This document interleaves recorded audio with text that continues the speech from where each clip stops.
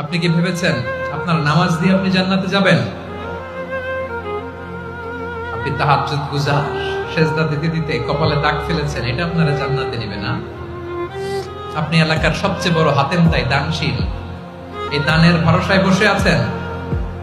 কুশিন কালো ভাব। আমাদের নামাজ, আমাদের রোজা, আমাদের ইবাদত, এগুলোকে মিজানের পাল্লায় উঠালে কোনো ওজনই হবে না। তবে আমাদের একটা কৌশল জানা আছে, আমরা আল্লাহর রহমতের ভিখারি।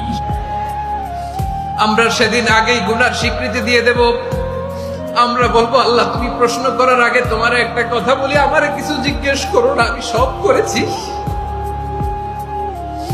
এমন কোন পাপ নাই যে পাপ আমারে দিয়ে হয় নাই।